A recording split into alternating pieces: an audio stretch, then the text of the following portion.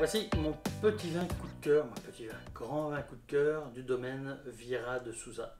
Pour le moment, que je trouve impressionnant à la dégustation, c'est de la cuvée Reserva 2018. Donc assemblage des cépages locaux, Touriga Franca et Touriga National.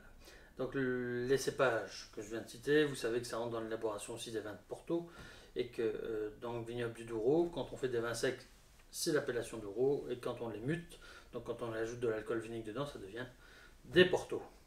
Ça peut devenir des Porto. Donc ici on a un vin, vous voyez à la robe, d'une intensité incroyable. Donc on a une robe pourpre, violacée, profonde, bien soutenue, impressionnante. Au niveau de la viscosité, sur la paroi du verre, vous voyez que ça pleure beaucoup, donc ça s'annonce riche tout ça. Au niveau du nez, c'est extraordinaire. Rien que le premier nez. Donc on est sur des arômes. Donc on a des fruits noirs. C'est de la mûre, c'est du sureau.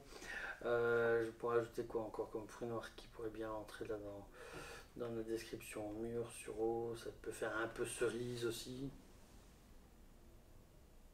On a des notes un peu bois de cèdre comme ça au nez. Et si on le travaille... Si on le travaille, ça s'ouvre sur le côté cerise. On a un côté un peu épicé. On sent qu'il y a eu un bel élevage en bois. Ce côté un peu bois de cèdre, toujours omniprésent. Très très joli, très fin. Et alors, encore une fois, on est sur un terroir très ensoleillé, mais on n'a pas de côté alcooleux au nez.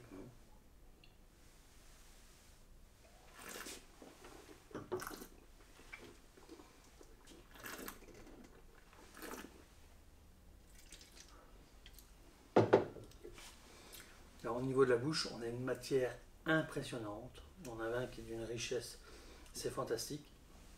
On a, et ça c'est pas moins fantastique, une toute belle acidité. Donc sur ces contrées-là, avoir un vin avec autant de richesse et une telle fraîcheur, c'est assez unique. Il faut vraiment qu'il y ait un grand terroir derrière et que ça soit bien maîtrisé. Donc on a une bouche très riche, très ample, on a une superbe matière, on a de l'acidité, on a une structure tannique qui est là. La fin de bouche se marque sur les tanins et sur l'acidité. C'est pas agressif, mais en tout cas c'est présent. Et il faut bien ça pour pouvoir vieillir un petit peu, parce que c'est un vin qui a un potentiel de garde. Quand on peut tenir ça en cave une huitaine d'années, une dizaine d'années, je pense que ça fonctionnera très très bien. Déjà d'ici 4-5 ans, ce sera fantastique. Maintenant, c'est encore un petit peu jeune, mais c'est superbe à boire aussi. C'est plein de fruits, c'est flatteur.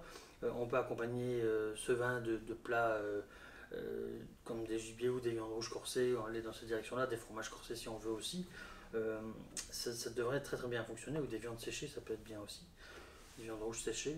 En tout cas, c'est un vin qui surprendra à la dégustation. C'est un vin qu'il ne faut pas hésiter à passer en carafe avant le service. Bien faire attention à la température de service. Autour de 14 degrés, c'est très bien. Et je pense que tous les amateurs seront ravis. Donc je vous souhaite une bonne dégustation, une bonne découverte. Et à bientôt. Au revoir.